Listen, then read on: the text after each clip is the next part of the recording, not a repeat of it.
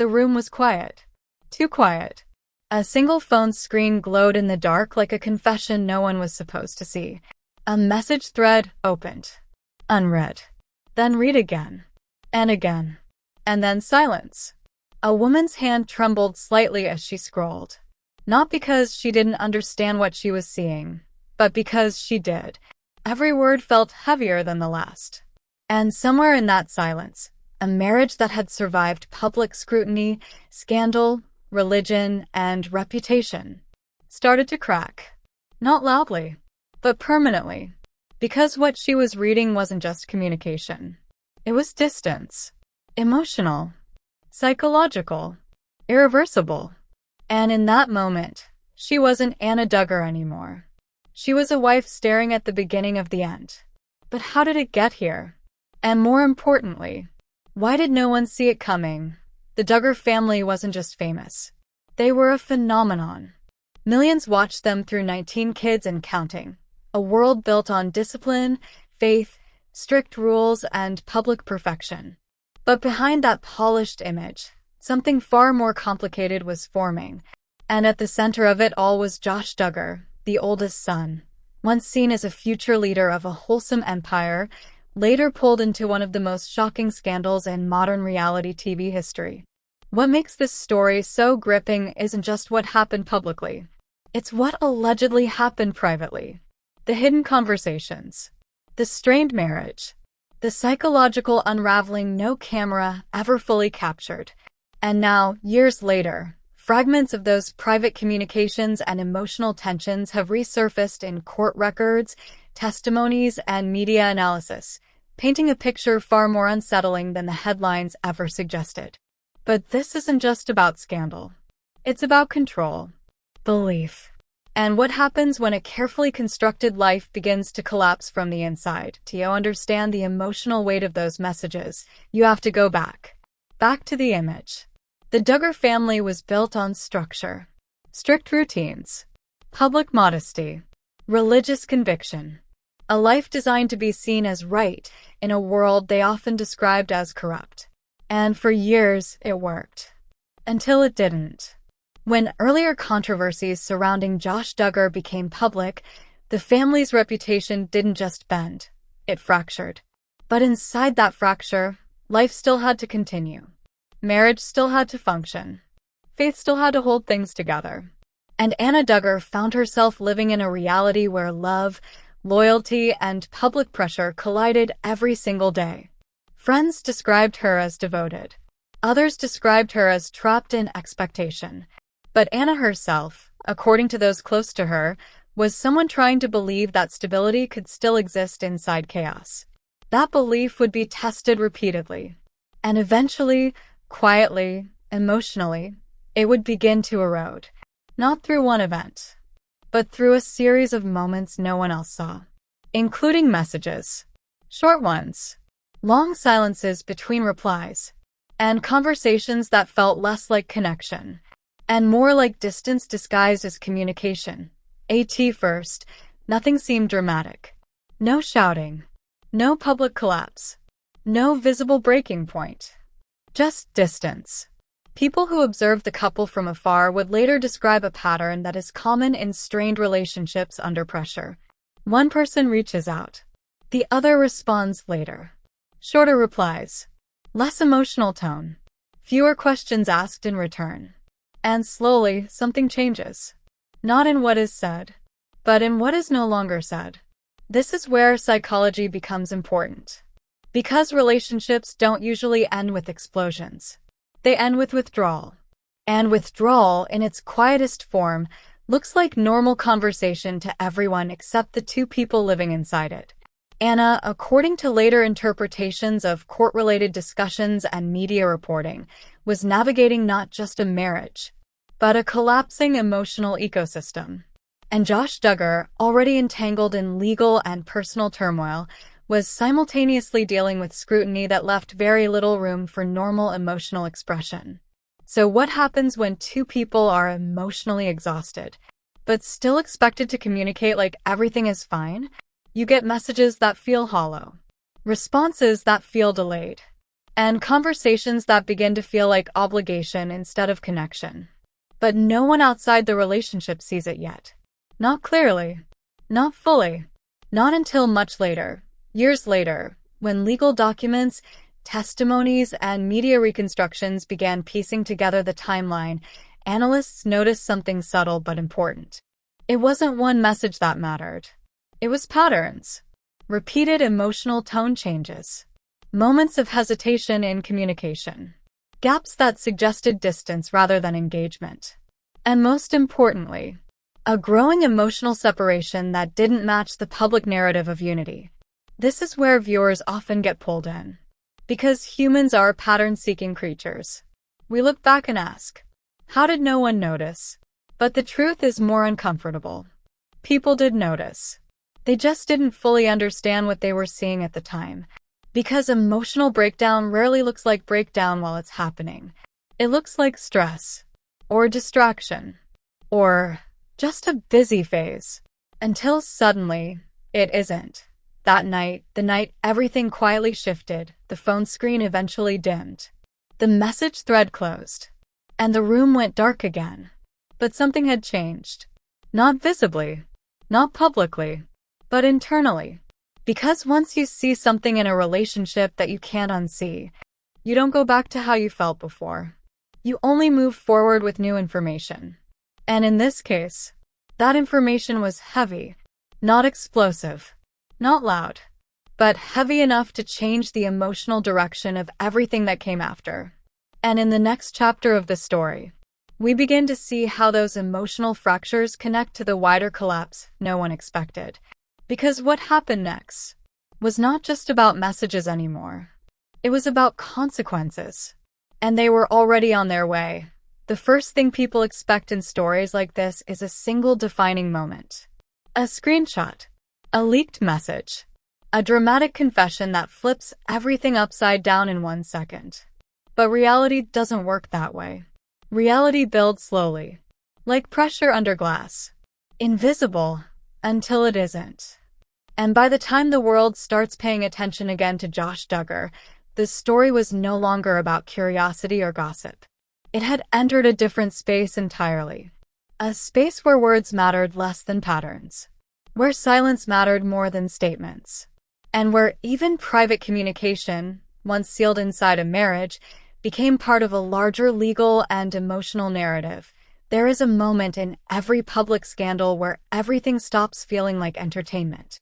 For years, the Duggar name had been associated with a very specific image through 19 Kids and Counting, a carefully constructed portrait of faith, discipline, and family unity. But when legal scrutiny entered the picture, that image stopped being an image. It became documentation, testimony, records, interpretations of behavior under pressure. And suddenly, every detail that once felt private began to carry weight beyond emotion. Not because people wanted drama, but because systems require understanding. And understanding requires context. Inside the marriage between Josh Duggar and Anna Duggar, there was always a tension that outsiders could never fully see. Not because it was hidden in dramatic fights or obvious breakdowns, but because it existed in something quieter. Expectation, belief, commitment to an idea of marriage that was larger than the individuals inside it. People close to the situation, speaking later in interviews and media analysis, often described Anna as someone who tried to hold structure together even when structure itself was changing shape. But what does that actually mean in practice?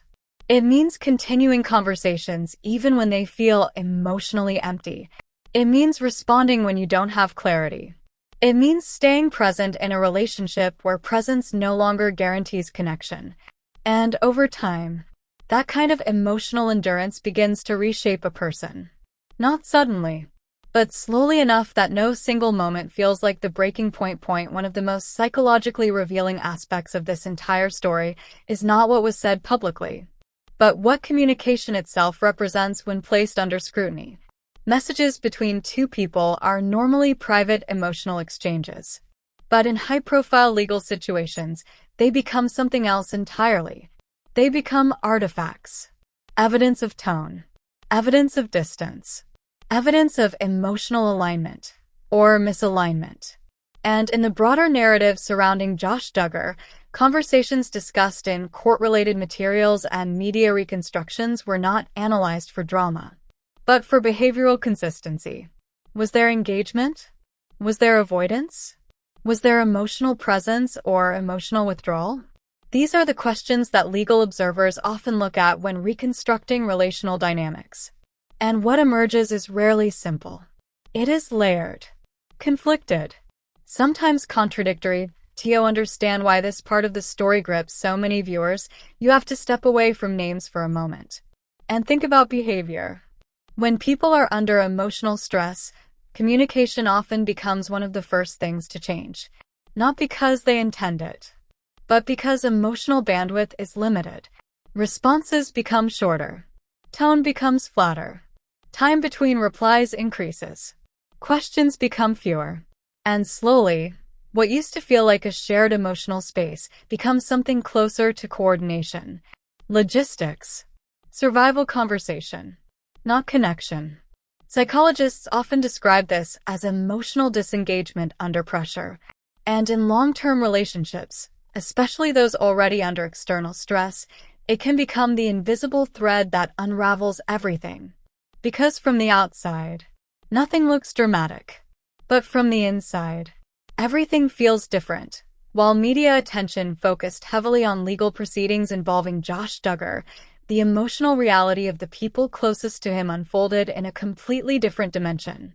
Anna Duggar, in particular, became a subject of public curiosity, not because of what she did, but because of what she represented. Loyalty, endurance, uncertainty. People projected narratives onto her because her real emotional experience was not fully visible. And that gap between public interpretation and private reality is where misunderstanding grows. Some viewers saw strength. Others saw denial. Some saw faith. Others saw isolation. But none of those interpretations could fully capture what it feels like to live inside prolonged emotional uncertainty while the entire world watches your life from the outside. That is a pressure most people never experience. And it changes how you process everything. Even communication. Even silence. Even messages that are never fully explained. There is a point in every long emotional collapse where the mind stops looking for clarity and starts adapting to ambiguity. That is the shift that matters most in this story. Because once a person stops expecting resolution from communication, they start reading meaning into absence instead. A delayed reply is no longer just delay. It becomes interpretation. A short message is no longer neutral. It becomes emotional data. And silence becomes louder than words. There's a version of every public story that people think they understand. And then there's the version that exists behind closed doors. Not the headlines. Not the court summaries. Not the viral clips or commentary threads. But the lived experience of two people trying to survive a reality that no longer feels stable. For Anna Duggar, that reality was shaped by faith, family expectation, and a long-standing belief that endurance was part of commitment.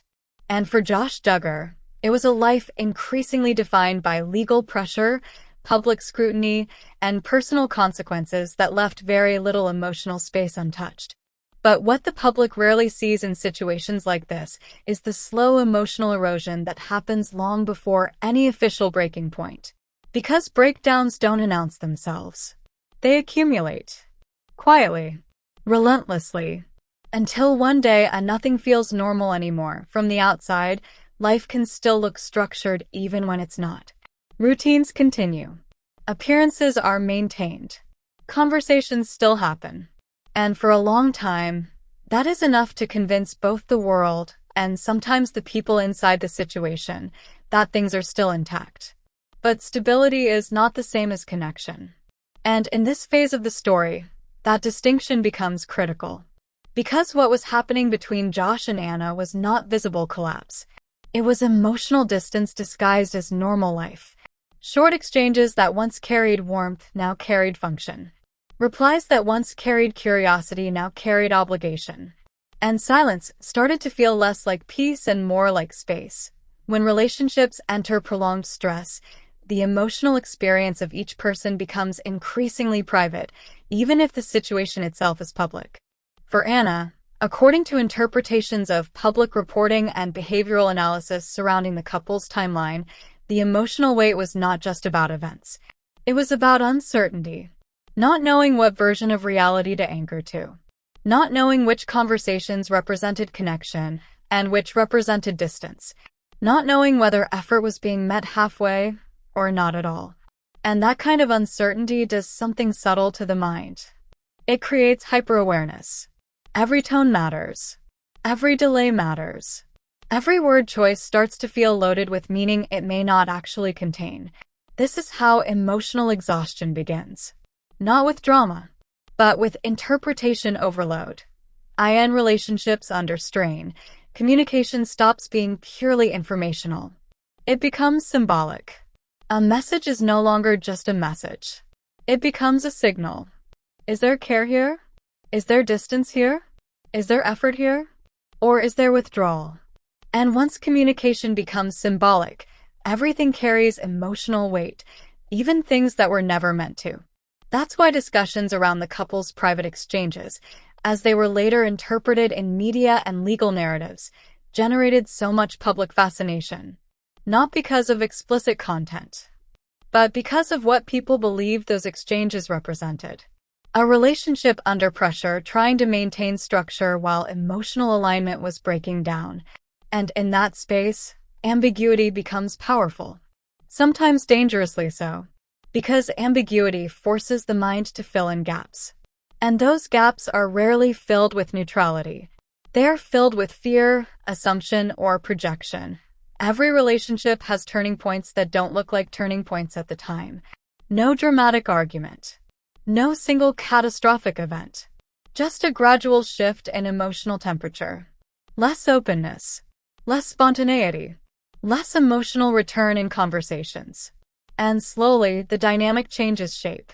In the broader narrative surrounding Josh Duggar and Anna Duggar, this phase is often described not through one specific incident, but through pattern recognition. A pattern of emotional separation forming while life continued outwardly.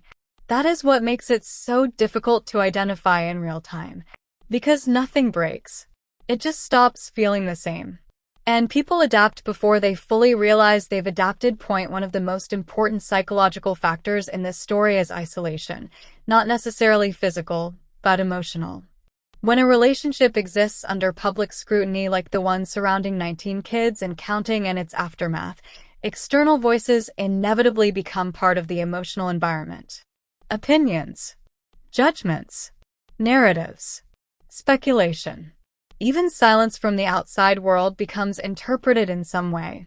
And when that external pressure combines with internal uncertainty, it can intensify emotional isolation. Because even private confusion begins to feel like something being observed. And that changes how people communicate. Not necessarily in what they say, but in what they choose not to say. One of the most misunderstood parts of long emotional strain is that staying does not always equal emotional alignment. People stay for many reasons. Belief, commitment, identity, history, hope that things will return to what they once felt like. But staying while emotionally disconnected creates its own psychological burden, because the mind has to continuously reconcile two realities: the relationship that exists on paper and the relationship that exists emotionally. That tension does not resolve easily. It lingers. It builds. And over time, it changes how communication feels on both sides. Less like connection.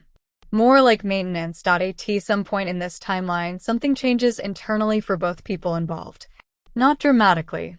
Not visibly. But perceptibly within the relationship itself. Conversations begin to feel shorter, not because time is limited, but because emotional depth is reduced. Responses become less exploratory. Fewer questions are asked. Fewer emotional openings are created. And slowly, what used to be relational engagement becomes informational exchange. This is one of the clearest psychological indicators of emotional distance. And once it becomes the default mode of communication, Reversing it requires more than time. It requires emotional reconnection that may no longer be mutually available.